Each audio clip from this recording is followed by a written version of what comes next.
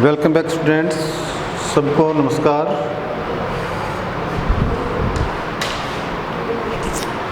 हम शुरू कर रहे हैं BSc BEd 4th year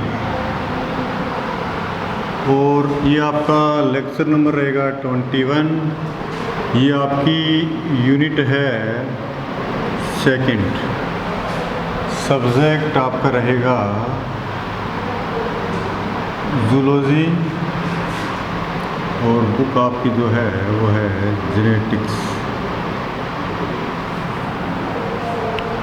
students, हमने ट्रांसक्रिप्शन और ट्रांसलेशंस के बारे में स्टडी कर ली थी और ट्रांसक्रिप्शन और ट्रांसलेशंस के अंदर हमने देखा था कि जब ट्रांसलेशन होता है तो ट्रांसलेशन के लिए जो आपका mRNA होता है, mRNA होता है, ये mRNA किसी राइबोसोम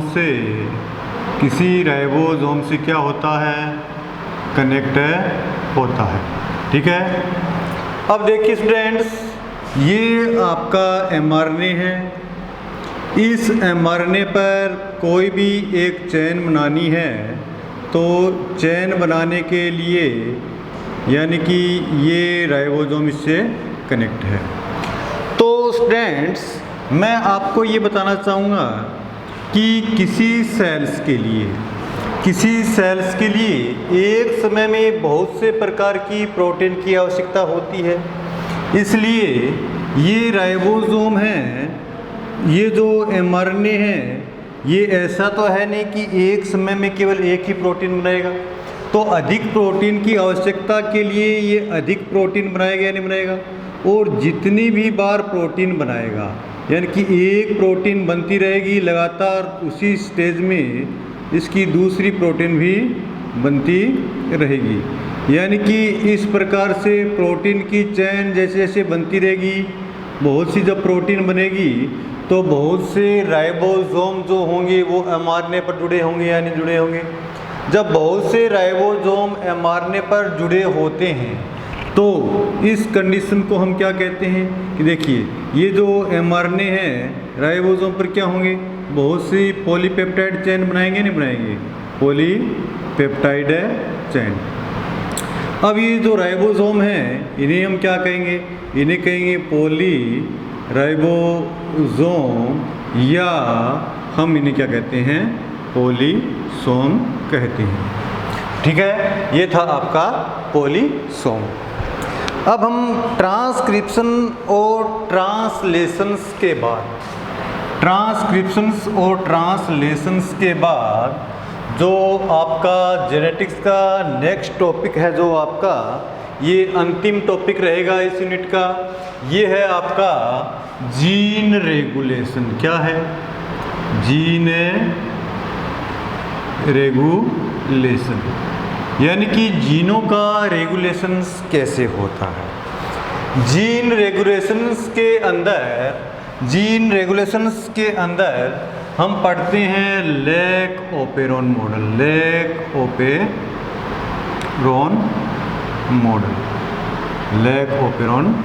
मॉडल। तो स्टूडेंट, सबसे पहले हमें ये समझना होगा कि ये लेक ओपेरॉन क्या है। देखो, लेक ओपेरॉन से पहले हम ये समझते हैं कि ये लेक ओपेरॉन क्या है। लेक ओपेरॉन क्या है?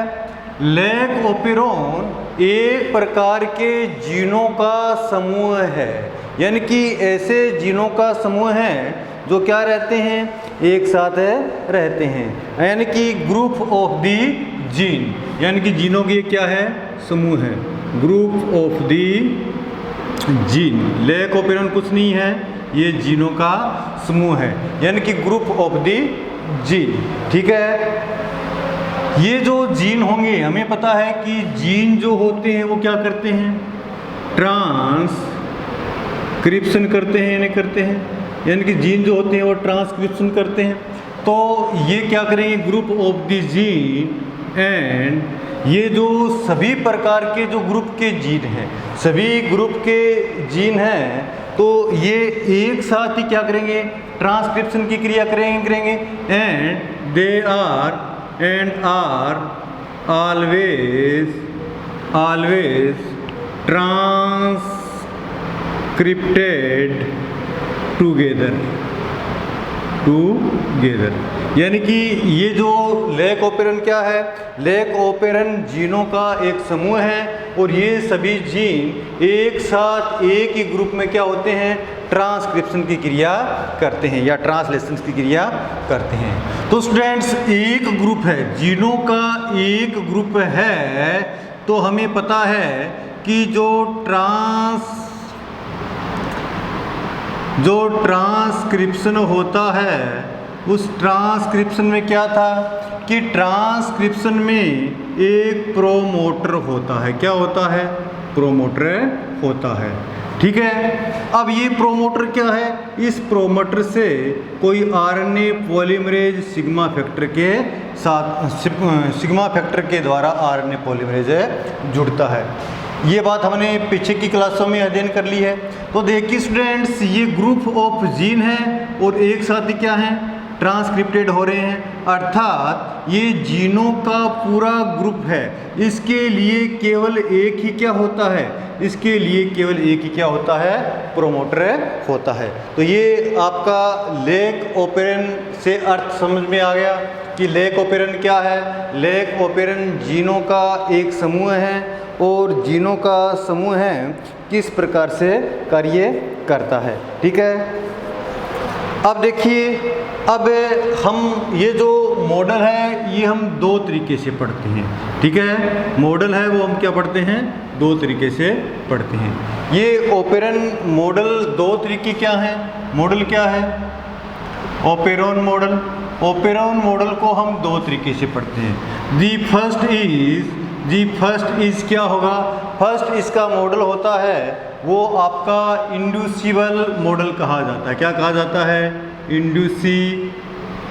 Inducible model. ठीक है, और जो सेकंड इज, जो इसका सेकंड मॉडल, इंड्यूसिबल का अर्थ क्या होता है, एक प्रेरक तंत्र से संबंधित है। ठीक है, और दूसरा जो इसका मॉडल होगा वो क्या होगा, रिस्प्रेसिबल, यानी कि ये कोई किसी भी क्रिया को रोकने से संबंधित है। प्रथम जो इंड्यूसिबल है वो क्या है, किसी क्रिया के प्रेरण से संबंधित है। तो हम पढ़ेंगे इंड्यूसिबल मॉडल। सबसे पहले इंड्यूसिव मॉडल लेक ओपेरॉन, यानी कि इंड्यूसिव मॉडल लेक ओपेरॉन। तो सबसे पहले हम इसकी लेक ओपेरॉन मॉडल और इंड्यूसिव मॉडल के बारे में बात कर लेते हैं कि इनकी आवश्यकता क्यों होती है। देखिए स्टूडेंट्स, यदि हमारे शरीर में हमें पता है कि ट्रांसक्रिप्शन और ट्रांसलेशंस की प्रक्रिया जारी रहती है और इससे क्या बनता है, प्रोटीन बनता है। ट्रांसक्रिप्शन और ट्रांसलेशन की प्रक्रिया जारी रहती है और इससे क्या बनता है, प्रोटीन बनता है। तो प्रोटीन जो यानी कि बहुत से इस प्रकार के एंजाइम, हार्मोन आदि सब क्या होते हैं, प्रोटीन प्रकृति के होते हैं, प्रोटीन नेचर के होते हैं, और इन सब के लिए क्या किए, प्रोटीन चाहिए होता है। तो ये प्रोटीन हमारे शरीर में बनते रहते हैं, सिंथेसाइज होते रहते हैं। अब स्टूडेंट बताइए, क्या एंजाइम, हार्मोन या अन्य कुछ कार्य ऐसे होते हैं जिनकी कोशिका को या शरीर को रेगुलर रूप से क्या नहीं हो सकती है, आवश्यकता नहीं होती है। तो जब रेगुलर रूप से आवश्यकता नहीं है, तो यदि सेल फॉर्मेशन करेगी, यदि सेल अगर आवश्यकता के बिना ही प्रोटीन का सिंथेसाइज कर रही है, तो मैंने आपको ये बताया है कि ये जो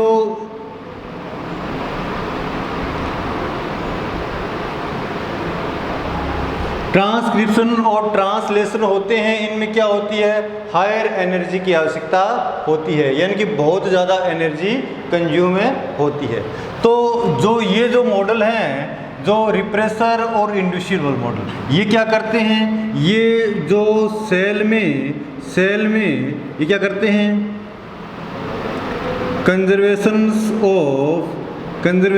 ऑफ सेल एनर्जी, यानी कि ये जो मॉडल क्या करते हैं, जो कोशिका की ऊर्जा बचाने के काम में आते हैं, क्योंकि आवश्यकता के अनुसार ये प्रोटीन उत्पन्न करते हैं और आवश्यकता नहीं है तो ये प्रोटीन को क्या कर देते हैं, रोक देते हैं। जब प्रोटीन फॉर्मेशन रुक जाएगी तो ट्रांसलेशन नहीं होगा और सेल की बहुत ज़्यादा क्या बच जाएगी, एनर्जी जो है वो कंज्यूम हो जाएगी या बच जाएगी। अब देखिएगा बहुत ज़्यादा एनर्जी बताते हैं, तो इस कारण से ये इन मॉडल का क्या है, एडवांटेज होता है। तो अब सबसे पहले हम बात कर लेते हैं लेक ओपेरन मॉडल की बात कर लेते हैं, लेक ओपेरन मॉडल की। इससे पहले मैं आपसे एक जीन और होता है, ये तो ओपेरन जीन है, एक जीन हम नाम और पढ़ते हैं, वो आपका है हाउस कीपिंग है जीन। अब देखिए स्टूडेंट, एक तो ओपेरन जीन होते हैं और एक दूसरे प्रकार के कौन से होते हैं, हाउस कीपिंग जीन होते हैं। ये क्या होते हैं, ये जीन देखिए हमारे ये जीन जो होते हैं वो रेस्पिरेटरी सिस्टम से संबंधित होते हैं, यानी कि श्वसन से संबंधित होते हैं। यानी कि श्वसन एक ऐसी क्रिया है जो कैसे चलती है, लगातार चलती है। तो इस प्रकार के लिए क्या होगा कि लगातार से इस मेटाबॉलिक जो प्रोटीन है या हार्मोन है या एंजाइम है वो हमें चाहिए होते हैं, नहीं होते हैं। तो ये जो हाउस कीपिंग जो जीन होंगे वो रेगुलर रूप से क्या करेंगे, रेगुलर रूप से प्रोटीन का उत्पादन करते जाएंगे। जबकि ये ओपेरन जो जीन होते हैं ये क्या होते हैं, ये रेगुलर रूप से प्रोटीन का उत्पादन नहीं करते हैं। जब रेगुलर रूप से प्रोटीन का उत्पादन नहीं करते हैं तो ये कभी इंड्यूसिबल हो जाते हैं, कभी रिस्प्रेसिबल हो जाते हैं। जो रेगुलर रूप से प्रोटीन का उत्पादन करते हैं, इसलिए इन्हें हम क्या बोलते हैं,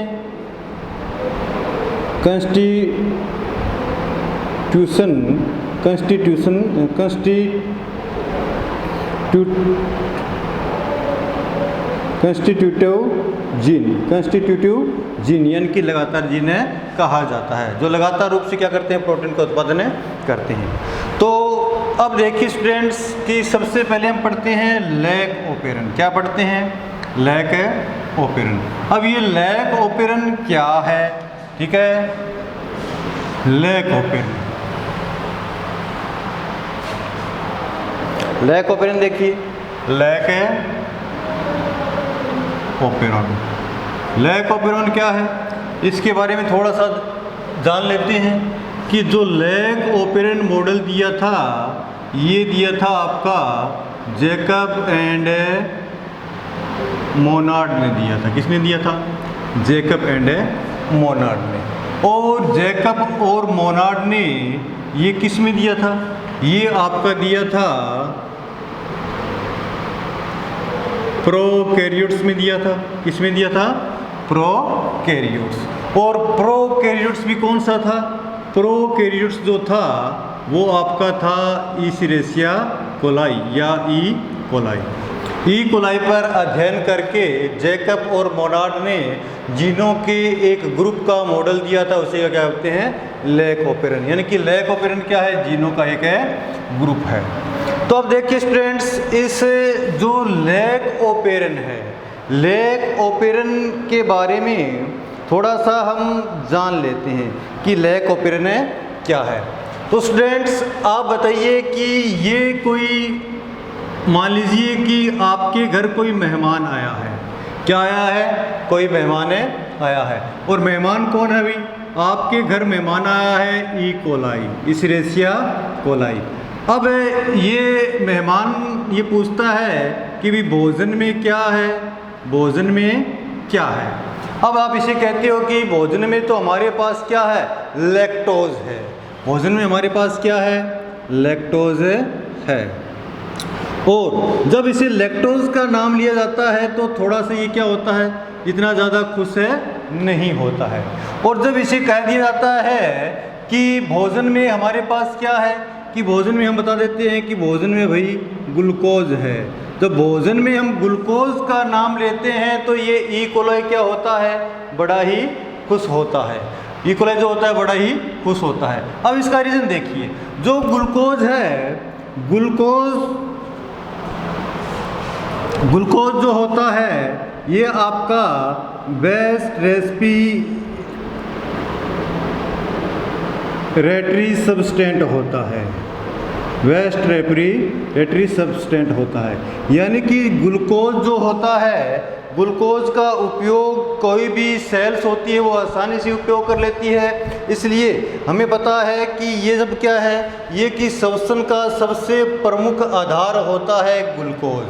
अब ऐसा नहीं है कि हम ग्लूकोज खाएंगे तो ही हमें एनर्जी मिलेगी, ऐसा नहीं है कि ग्लूकोज खाएंगे हमें एनर्जी मिलेगी। रेस्पिरेशन का अर्थ क्या होता है, रेस्पिरेशन का अर्थ होता है एनर्जी देना, एनर्जी देना। तो ये कोई आवश्यक नहीं है कि ग्लूकोज खाएंगे तो ही एनर्जी मिलेगी। जब लैक्टोज खाते हैं तो लैक्टोज से भी एनर्जी मिल जाती है, लेकिन लैक्टोज से एनर्जी प्राप्त करने के लिए, लैक्टोज से एनर्जी प्राप्त करने से लिए इसका क्या करना पड़ेगा, इसे तोड़ना पड़ेगा, इसे अणुओं में तोड़ना पड़ेगा। और तोड़ के इसमें से क्या निकालनी पड़ेगी, इसमें से हमें निकालनी पड़ेगी ग्लूकोज। यानी कि जब लैक्टोज को तोड़ते हैं तो आपको क्या मिलता है, ग्लूकोज प्लस गलैक्टोज। यानी कि जो लैक्टोज होता ग्लूकोज प्लस गलैक्टोज का बना होता है या नहीं होता है।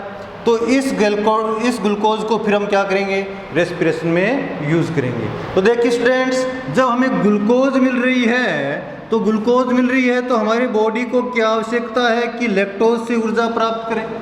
जब ग्लूकोज मिल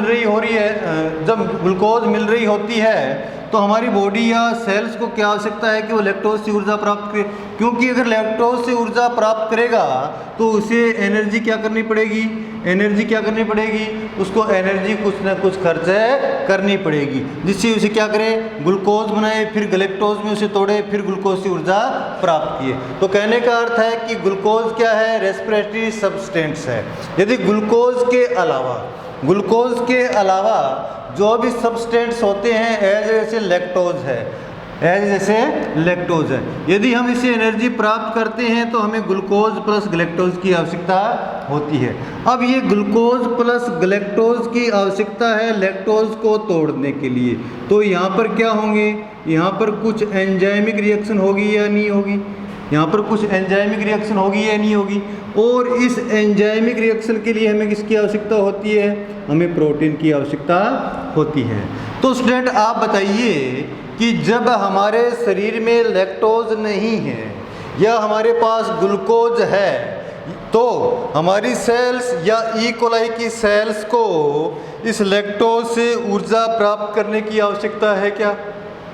तो इस हमारी सेल्स या बॉडी को लैक्टोज से ऊर्जा प्राप्त करने की आवश्यकता नहीं है। जब हमारे शरीर को इस लैक्टोज से ऊर्जा प्राप्त करने की आवश्यकता नहीं है तो इस प्रकार के प्रोटीन की आवश्यकता है क्या, इस प्रकार के प्रोटीन की भी आवश्यकता नहीं है, क्योंकि अगर ये लगातार रूप से हमारे शरीर में इस प्रकार का प्रोटीन बनता रहेगा जिसका कोई काम ही नहीं है, और हमें पता है कि प्रोटीन जो सिंथेसाइज होता है उसके लिए किसकी आवश्यकता होती है, एनर्जी की आवश्यकता होती है, एनर्जी की आवश्यकता होती है।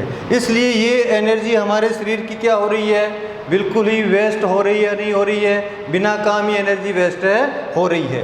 तो जो ऑपरेंट सिस्टम होता है वो ऑपरेंट सिस्टम क्या करता है, ऑपरेंट सिस्टम जो है आवश्यकता के अनुसार ही एंजाइम या प्रोटीन बनाता है।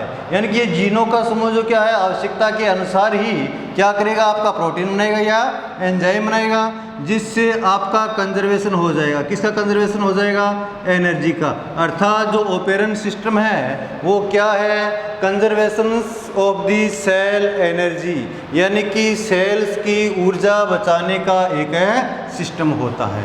ये तो थोड़ा था आपके point of view of lake operon. अब देखिए स्टूडेंट्स कि लेक ओपेरन को पहले हम ओवरऑल देख लेते हैं। लेक ओपेरन को पहले हम ओवरऑल देख लेते हैं कि ये लेक ओपेरन क्या है, किस प्रकार से कार्य करता है। देखिए अब ये जो लैक ओपेरन एक प्रकार का सिस्टम है या नहीं है? ये लैक ओपेरन एक प्रकार का सिस्टम है। अब लैक ओपेरन एक प्रकार का सिस्टम है तो इसका क्या रहता है? स्विच ऑन भी रहता है और स्विच ऑफ भी रहता है। स्विच ऑन और स्विच ऑफ। अब देखिए स्टूडेंट्स, इससे पहले हमने पढ़ा है, देखिए स्टूडेंट, जिस प्रकार से आपके लाइट के स्विच होते हैं वो ऑन भी हो जाता है और ऑफ भी हो जाता है, यानी कि आवश्यकता के अनुसार उसे आप ऑन कर लेते हो और आवश्यकता नहीं है तो उसे ऑफ कर देते हो। इसी प्रकार से ये ओपेरन मॉडल कार्य करते हैं। अभी हमने पढ़ा है कि हमारे पास ग्लूकोज है तो लैक्टोज से ऊर्जा प्राप्त करने की आवश्यकता नहीं है। तो लैक ओपेरन का स्विच ऑन कब हो, इसके लिए हमें पास दो प्रकार की रिक्वायरमेंट होती है। रिक्वायरमेंट इज फर्स्ट क्या है? देखो फर्स्ट रिक्वायरमेंट क्या है? फर्स्ट रिक्वायरमेंट तो ये होती है कि आपकी ऊर्जा प्राप्त करने के लिए क्या होनी चाहिए? गलैक्टोज होनी चाहिए, लैक्टोज होनी चाहिए। क्या होनी चाहिए? लैक्टोज। दूसरी रिक्वायरमेंट क्या है कि लैक्टोज के साथ साथ जो ग्लूकोज होती है वो क्या होनी चाहिए?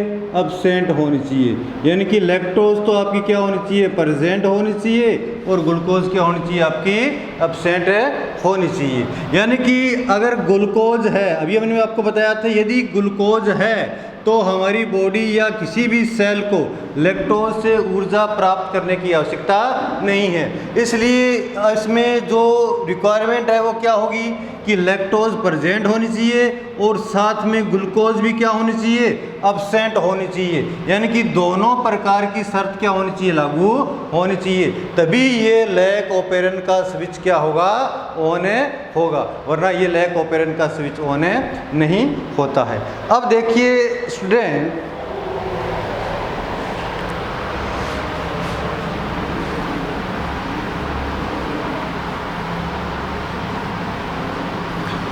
अब देखिए स्टूडेंट्स कि लैक ओपेरन का ओवरव्यू देख लेते हैं। लैक ओपेरन का हम ओवरव्यू देख लेते हैं। लैक ओपेरन एक प्रक्रिया जो है, ये आपकी प्रक्रिया है कैटाबोलिज्म है। कैटाबोलिज्म एक्शन होता है, ये कैटाबोलिज्म की क्रिया होता है, न कि एनाबोलिज्म की क्रिया होती है। कैटाबोलिज्म की क्रिया है। अब देखिए, यदि आपके पास ग्लूकोज एब्सेंट है और लैक्टोज क्या है? ऊर्जा के रूप में प्रेजेंट है। तो जब ग्लूकोज एब्सेंट है और लैक्टोज ऊर्जा के रूप में प्रेजेंट है तो ये आपके लैक्टोज के क्या हैं? मॉलिक्यूल्स हैं। और ये कोई ई कोलाई की क्या है? सेल है। ई कोलाई क्या है? सेल है। तो सबसे पहले हमें पता है कि सेल के बाहर क्या पाई जाती है? प्लाज्मा मेम्ब्रेन होती है। प्लाज्मा मेम्ब्रेन होती है। तो सबसे पहले क्या करती है कि ये जो प्लाज्मा मेम्ब्रेन होती है ये पदार्थों के आवागमन के लिए सिलेक्टिव प्रीमिएबल होती है। कैसी होती है? सिलेक्टिव प्रीमिएबल होती है। यानी कि इसकी पारगम्यता जो होती है वो अणुओं के आधार पर या आवश्यकता के आधार पर क्या रहती है? बदलती रहती है। तो इसलिए तो लैक्टोज जब इसकी सेल में प्रवेश करानी है तो इसकी पारगम्यता को चेंज करना पड़ेगा या नहीं करना पड़ेगा? जब इसकी पारगम्यता को चेंज करना पड़ेगा तो इसके लिए इसके पास एक जीन होगा। ये जीन जो होता है ये आपका वाई जीन होता है। और वाई जीन जो होता है वो क्या करता है? एक एंजाइम स्रावित करता है जिसे हम क्या बोलते हैं? प्रीमियज एंजाइम कहते हैं। प्रीमियज एंजाइम कहते हैं। यानी कि ये प्रीमियज एंजाइम क्या करेगा? इस जो झिल्ली है इस झिल्ली को लैक्टोज के लिए क्या बना देगा? पारगम्य बना देगा। लैक्टोज के लिए क्या बना देगा? पारगम्य बना देगा। ठीक है। लैक्टोज के लिए जो पारगम्य बना देता है तो अब क्या होगा? ये लैक्टोज जो होगा इस ई कोलाई की सेल में प्रवेश कर जाएगा। यानी कि लैक्टोज कहाँ गया है? सेल के अंदर आ गया है। अब देखो अब ये लैक्टोज सेल के अंदर आ गया है, ठीक है, लैक्टोज सेल के अंदर आ गया है। तो सेल के अंदर मैंने आपको अभी बताया है कि लैक्टोज से हम डायरेक्ट एनर्जी प्रोड्यूस नहीं कर सकते हैं, लैक्टेज से डायरेक्ट हम रेस्पिरेशन में इसका यूज़ नहीं कर सकते हैं। इसे किस में बदलेंगे, इसका जो जिससे ये अणु से बना हुआ है, यानी कि ये जटिल है तो इसे सरल बनाना पड़ेगा। तो अब इसे सरल बनाना है, तो सरल बनाने के लिए आपको एंजाइम की आवश्यकता होगी या नहीं होगी, और ये आपका एंजाइम होगा बीटा गैलेक्टोसाइडेज। बीटा गैलेक्टोसाइडेज ये एक एंजाइम है आपका बीटा गैलेक्टोसाइडेज। Beta galactosidase